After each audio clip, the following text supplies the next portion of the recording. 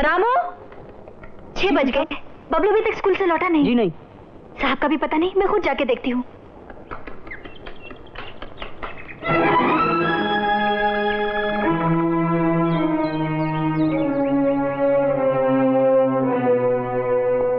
आप लोग कितने लापरवाह हैं, बच्चों का भी ध्यान नहीं रखते। मैंने इसे स्कूल के बाहर रोता हुआ देखा, कोई उठा के ले जाता तो। आपको मालूम नहीं कितना खतरा है आजकल, बच्चों को उठाने की कितनी वारदातें हो रही हैं। वो तो शुक्र है कि मैं वहां आ गया, अगर कोई गुंडा शैतान होता तो आप क्या करती? कल्पना, बबलू, तुझे कौन लाया? अंकल। स्कूल के बाहर खड़ा रो रहा था तो मैं। शिवना जी, थैंक यू वेरी मच। अरे नहीं, बहुत बहुत शुक्रिया। कुछ परवाह है आपको? अगर बच्चे को कोई उठा के ले जाता तो? नहीं कल्पना, बात यह कि एक बहुत जरूरी मीटिंग में देर हो गई थी। ये तो अच्छा हुआ कि शिवना जी वहां पहुंच गए, नहीं तो। आइए बैठिए, चाय पीते हैं। जी नहीं, मैं चलता हूँ, मैं अपने कुछ जरूरी काम से जा रहा था। अब नहीं घर है, चाय तो कभी भी पी लूंगा। चलता हूँ। नमस्ते। बहुत अच्छा आदमी है। अरे हाँ, इसमें कुछ पैसे हैं, ऊपर रख देना।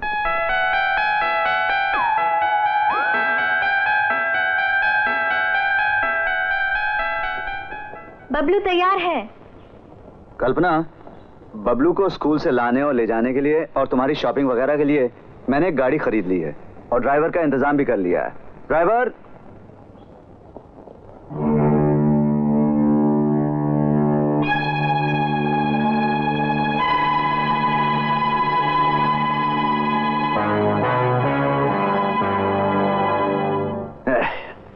रमन, हर रोज ठीक 8 बजे बबलू को स्कूल ले जाना और 5 बजे वापस ले आना। Yes sir. जाइए।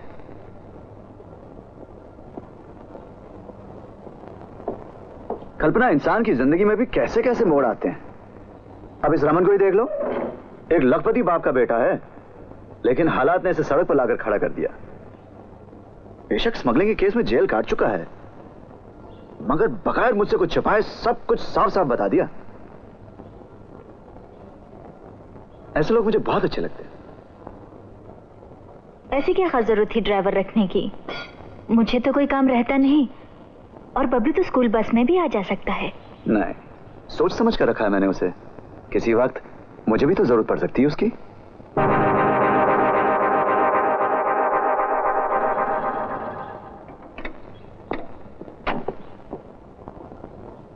कल्पना,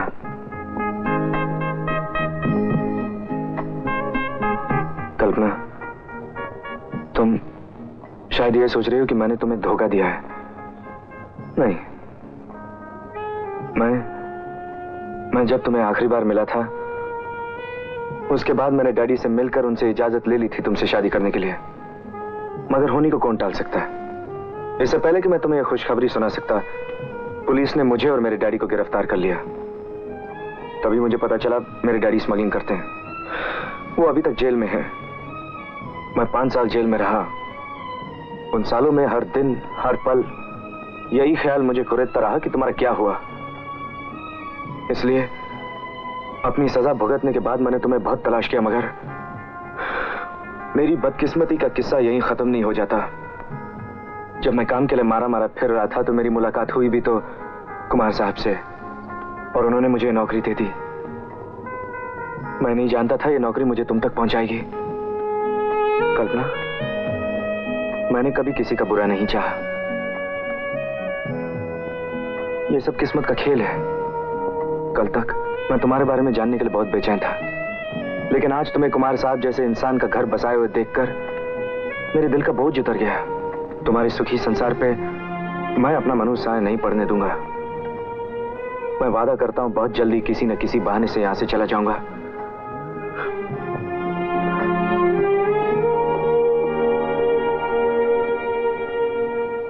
क्यों? नौकरी क्यों छोड़ना चाहते हो? सर, एक छोटा सा एक्सीडेंट हो गया था मुझसे। किसी को चोट तो नहीं लगी? नहीं सर, एक मोड़ पर गाड़ी सिग्नल से टकराई और एक हेडलाइट टूट गई। ओह सर, गलती मेरी थी। मेरी जिंदगी के खूबसूरत लम्हे बार बार मेरी आंखों के सामने आते और मैं उन्हें भुला नहीं पाता। इसलिए मेरा यहाँ रहना ठीक नहीं है सर। देखो रमन, अगर मैं तुम्हारी जगह होता तो शायद मैं भी यही करता। तुम अपनी बीती हुई जिंदगी भुला दो और अपनी आने वाली जिंदगी को उससे भी खूबसूरत बनाने की कोशिश करो। मैंने तुम पर जो विश्वास रखा है उसे कभी टूटने मत देना। दिल लगाकर काम करो, कभी तुमसे गलती नहीं होगी। सर प्लीज मेरी बात मानो, जाओ अपना काम करो। हे कल्पना, तुम वहां क्या कर रही हो? कुछ नहीं, दाग निकालने की कोशिश कर रही हूँ, मगर ये छूटता ही नहीं। नौकरानी से कह दो, वो साफ कर देगी। नमस्कार।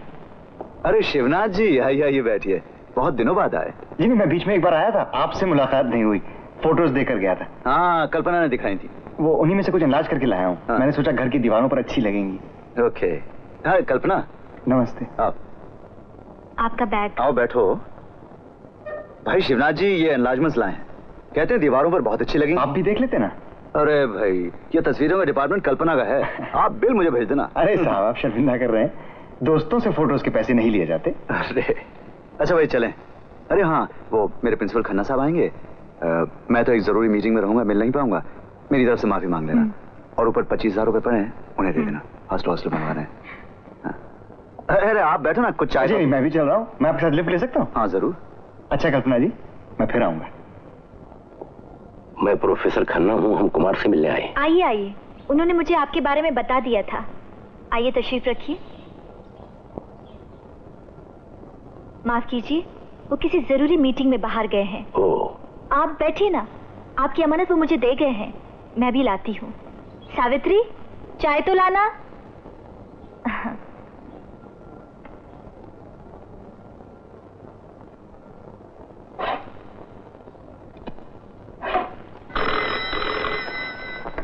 हेलो, मैं शिवनाथ।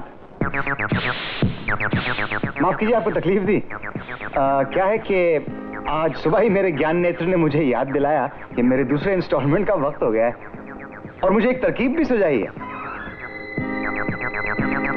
कैसी तरकीब? तुम्हारे पास वो 25,000 है ना प्रोफेसर साहब को देने के लिए?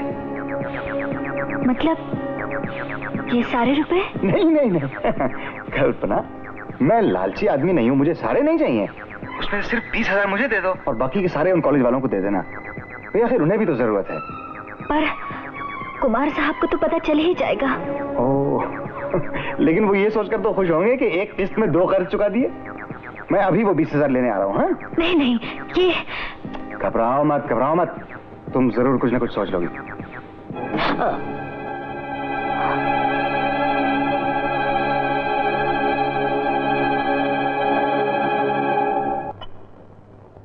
लीजिए। बहुत बहुत शुक्रिया। ये तो सिर्फ 5,000 लगते हैं बेटी। जी, मगर उन्होंने तो 25,000 का कहा था। मुझे वो इतना ही दे गए हैं, शायद वो आपसे साफ साफ ना कह पाए हों। आजकल जरा पैसों की कुछ तंगी है। कोई बात नहीं, बहुत बहुत शुक्रिया। इजाजत दीजिए, नमस्ते। नमस्ते।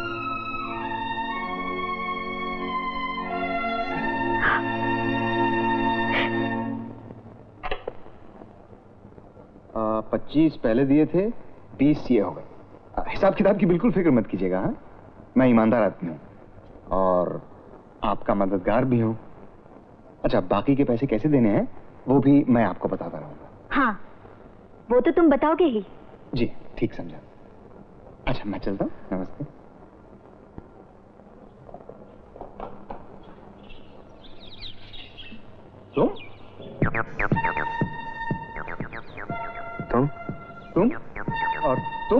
तुम और हम, ये कोई दो गाना चल रहा है? तुम यहाँ क्या कर रहे हो? ये तो मुझे तुमसे पूछना चाहिए, तुम यहाँ क्या कर रहे हो? वही कर रहे हो जो पहले करते थे। मत, मैं यहाँ ड्राइवर का काम करता हूँ। हाँ, तुम हो भी इसी लायक। मेरे 8,000 रुपए निकल गए और डकार तक नहीं ली। तुम यहाँ क्या लेने आए? वही जो तुमसे नहीं मिल सका। नकद नारायण। तुम रोमांटिक लड़कों में यही खराबी है, यारों से वादा करके ऐसे भूल जाते हो जैसे कोई लौंडियों से वादा किया हो। तुम ना सही, कल्पना सही। मतलब सही मतलब रखते हैं राजा। देखो, मोहब्बत के उस खेल में तुम और कल्पना पार्टनर थे। तो तुम्हारी हालत ठीक नहीं है, इसलिए कल्पना से तुम्हारा कर्जा वसूल कर रहा हूँ। सूद के समेत। कमीने, नीच, अगर पैसे का इतना ही लालच है तो कटोरी लेकर भीख मांग। जोश में मत हो राजा। दरअसल बात यह है कि कमीने तुम हो, क्योंकि तुमने उस लड़की की जिंदगी बर्बाद की। पर्दे उठाए तो तुमने हैं, हम तो पर्दा गिराना चाहते हैं। सुनो, अगर चाहते हो कि तुम्हारी इस काली करतूत पे पर्दा रहे तो जबान बंद रखो, है? नहीं तो वो कटोरी हाथ में देके भीख मंगवा दूंगा। ये क्या? अरे देखने दो कितना है। 70 रुपए सिर्फ। ठीक है ना, मैं रखता हूं। 7,930 बाकी हैं, समझे?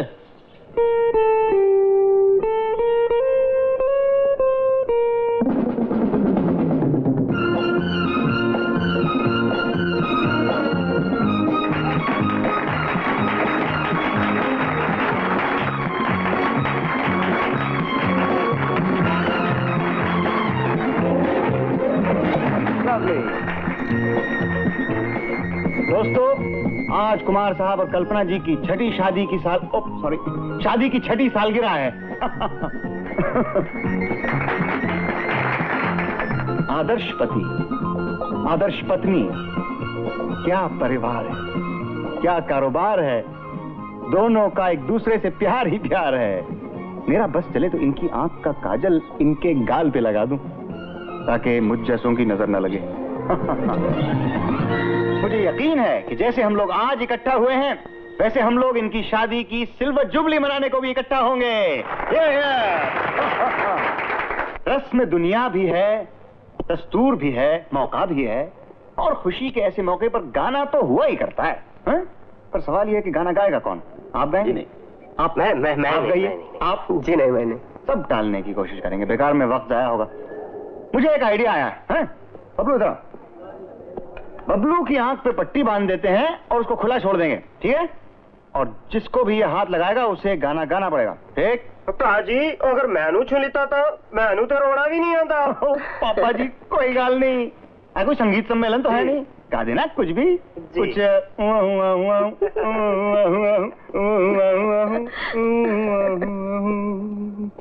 तुम्हें तो कोई एतराज नहीं होना चाहिए, तुमने तो कई ड्यूएट गाए होंगे मिलके,